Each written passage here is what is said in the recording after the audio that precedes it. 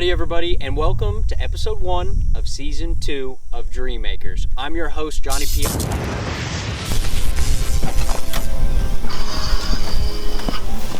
Great Scott! Johnny, we have to go back. Back to what? And where'd you even come from? I'm from the future, and we have to go back to season 1 of Dream Makers. Well, we're filming season 2 now. Why do we need to go back? Because season 1 has tons of great hunts, and we have to go back. We gotta show them all, Johnny. All right, well, first of all, chill out. But that's actually not a bad idea. What do you say, folks? You wanna go back to season 1 and check out all the best hunts, all the best action, all rolled up into one? All right. Okay, you crazy son of a gun, we're in.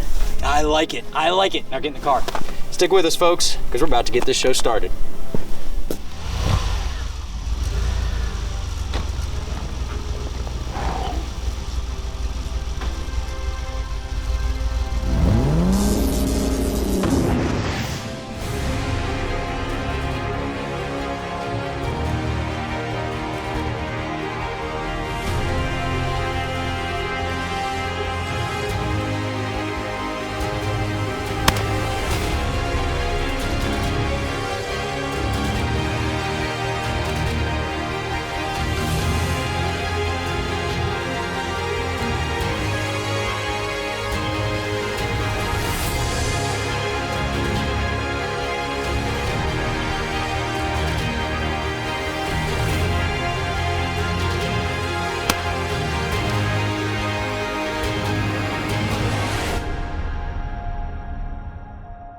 Well, howdy everybody, and welcome to Dream Makers.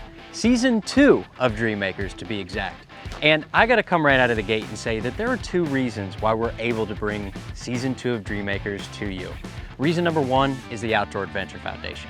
Dream Makers is brought to you by the Outdoor Adventure Foundation, and their mission is providing hunts and other outdoor adventures to use under the age of 25 with life-threatening illnesses and disabled combat veterans.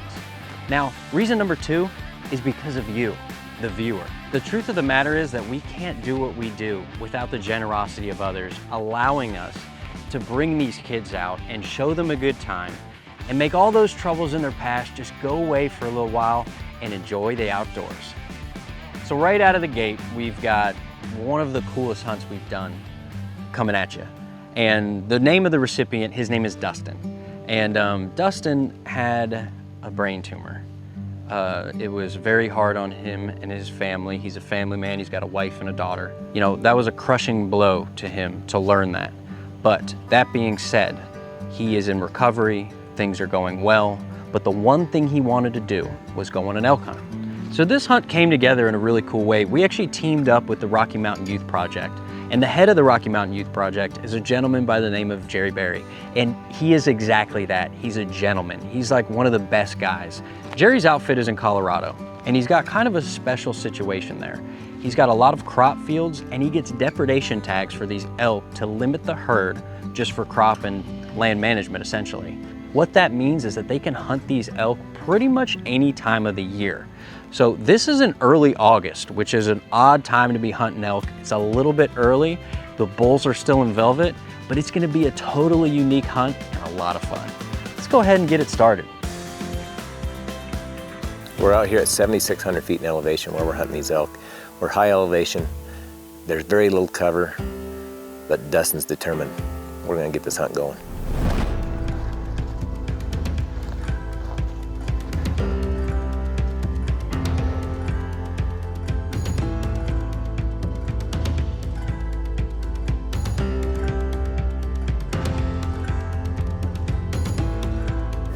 We're definitely within range. We're dialed in. All we're doing is waiting for him to stand up.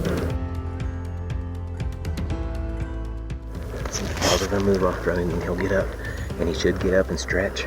Don't do that big stretch. Yeah. When I'll say to you, that way you're ready to rock. All right, I'm live. One on the far right. He's getting up right now. He's not broadside yet. Wait, there's a bull behind him. Wait till he's smelling a cow. There's a stretch. Right? No. But he's still moving. Okay, now he's clear. Stop, there's a cow elk head right there. Yeah, I see it. tell how big, how many points that bull's got, but he's pretty.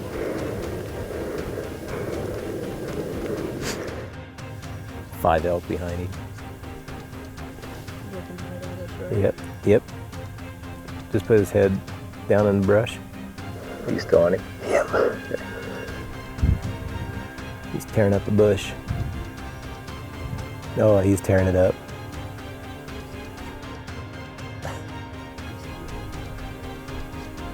Three, two, and one right behind him. He's clear right there. We got him.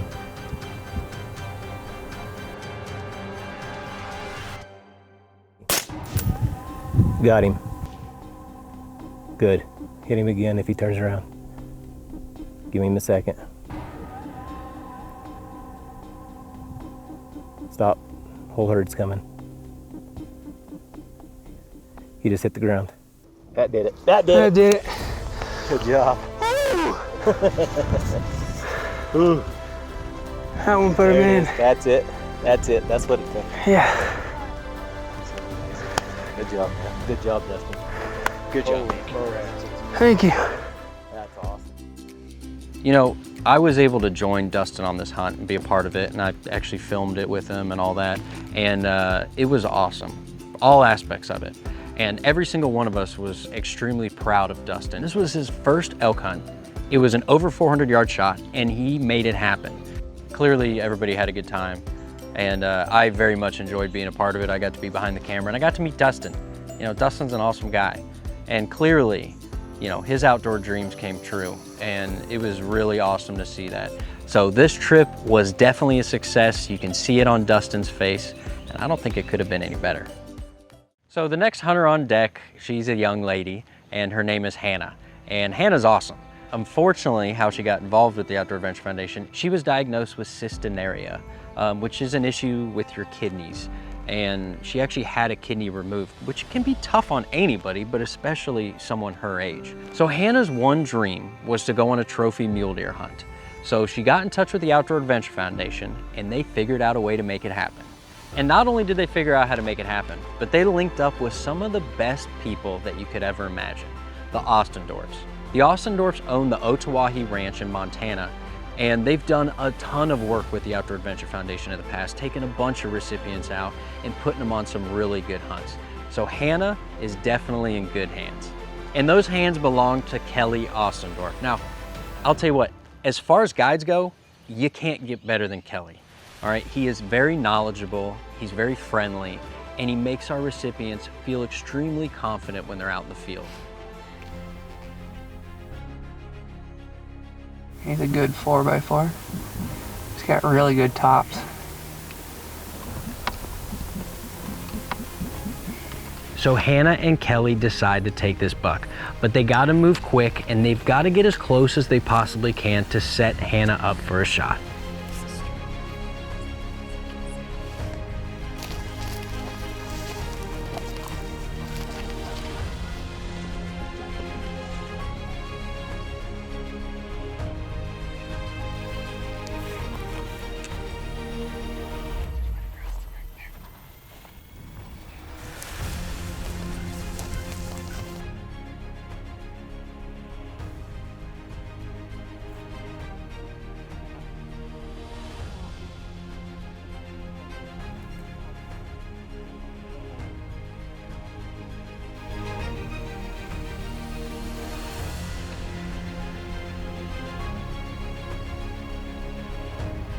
Just know there's a pole.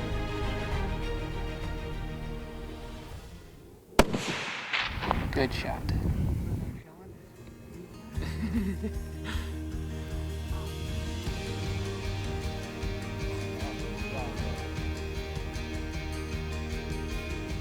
What? 320 yards. Actually? Yeah. Dang. All right. Hey, now I can hug and a kiss. Oh no, we don't do that. I mean, this was a long shot for anybody, but she went out there and she made it happen, no problem at all. And you know, just seeing her reaction and everybody else's, I mean, you can tell that this That's a dream come true right there for everybody. So this was an awesome hunt, and I think that everybody had a good time and enjoyed it, especially Hannah. So coming up, we've got a young man by the name of Reese. And Reese is a really good kid, and unfortunately he was diagnosed with congenital kyphosis. And what that means is he's got issues with his spine. It affects his walking, it affects his day-to-day activities, and he's getting it under control, but it's still hard on someone, especially at that age. But all Reese wanted to do for his wish was to go out and do a turkey hunt. So Paul gets everybody set up in the new spot. He puts out some decoys, hops in the blind, and he starts talking turkey. Now, not long after Paul starts calling, birds start showing up. First to come in is a few juvenile jakes. They're not wanting to pull the trigger on those. So they're just gonna sit tight and see what else comes in.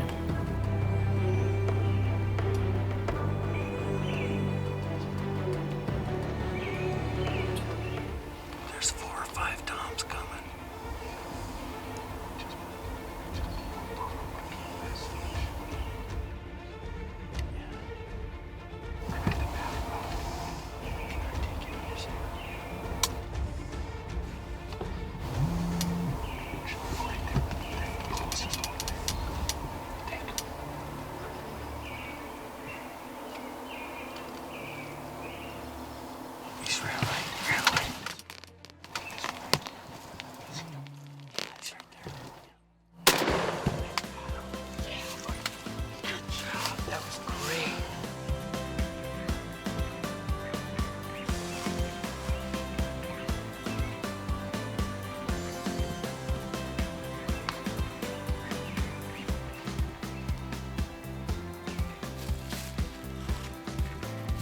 Y'all get to see how big this was? What a nice fan.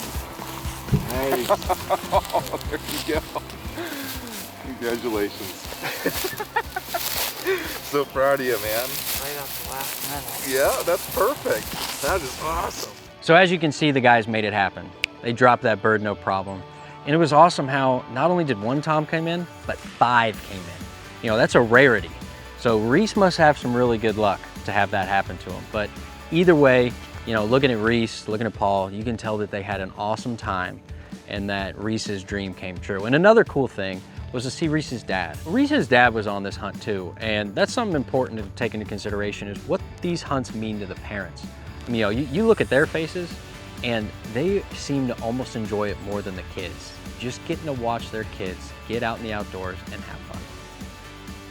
So on this next hunt, we're gonna be linking up with a young man named Brody. Brody's a little guy who is wanting to go after a monster buck. That was his dream. He doesn't just want to hunt for any old deer. He wants to go after a true monster. So Brody was diagnosed with something called aplastic anemia, and it affects your bone marrow, and it can be tough on a kid. So the Outdoor Adventure Foundation, they linked up with Rodney over at XXL Whitetails, and together, they're gonna make Brody's dream to hunt a monster whitetail come true.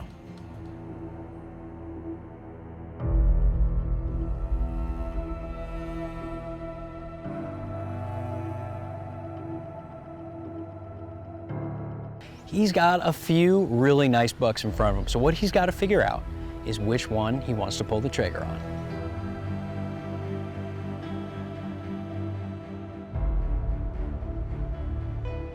Well, we were all just kind of sitting there watching, and then my dad just kind of points over there and he says, oh, there's a couple of them. And then they kind of walked, stopped, and then another big one came and kind of pushed the other one forward.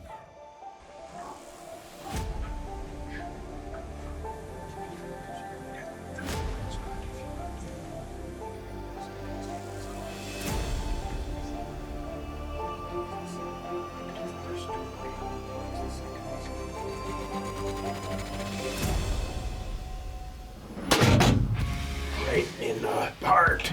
That was a good shot. Yeah, I saw him bleeding. You got him. He stopped right there. He'll be dead right there. I think. Oh, he's running. Oh, he's going this way a little bit. He's right I see him. straight in front of us now. He went straight. There, I think he went down right there. So Brody makes a perfect shot. It's such a good shot that it probably won't be much of a track job on this one. So all they gotta do is go recover them. You know, one of the cool things that I always like about this hunt is early in the hunt, Brody was having a good time, but he wasn't all smiles. But at the end of it, he was cheesing like you wouldn't believe. And clearly, his dream had come true. So to finish this episode off, we've got an awesome, really action-packed hunt, and it's with a young man named Jameson. And Jameson, unfortunately, was diagnosed with a brain tumor. Now, things are looking good for Jameson, but what he wanted to do was go on an elk hunt. So the Outdoor Adventure Foundation is gonna be linking Jameson up with a very special place. It's called the 4K Ranch, and it's owned by the Kosteleckis. And specifically on this hunt, taking Jameson out, is gonna be Logan Kostelecki. And what's so cool about Logan is he's actually a previous Outdoor Adventure Foundation recipient himself. And now his passion is taking out other recipients and making their big outdoor dreams come true. Now, my favorite part about elk hunting is the interaction. You know, very similar to turkey hunting. There's a lot of calling, there's a lot of vocalization. And even if they're not talking back to you, if they're in the rut and they're bugling, you can still hear them and make your plan based on that, which makes for a lot of action and a lot of fun. And let me tell you something, Logan and Jameson on this hunt, they're in for it.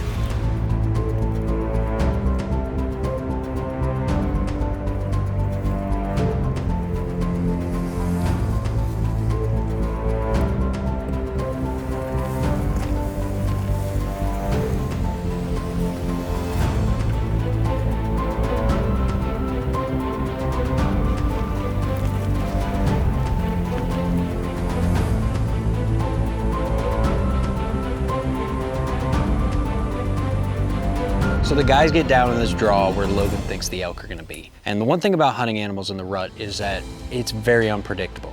But when it's good, it's really good.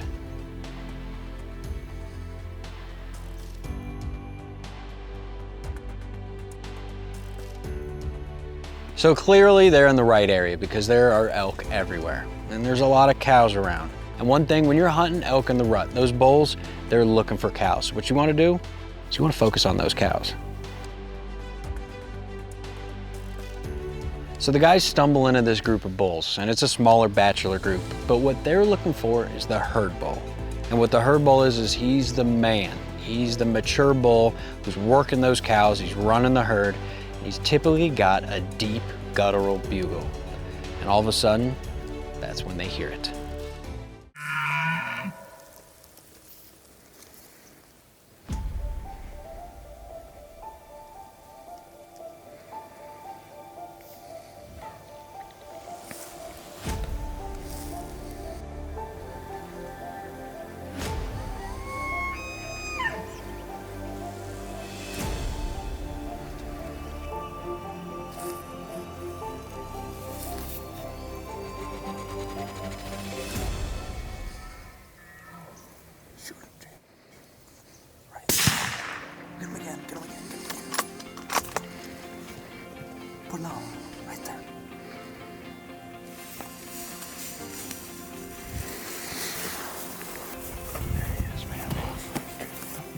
Man, congratulations on North Dakota elk.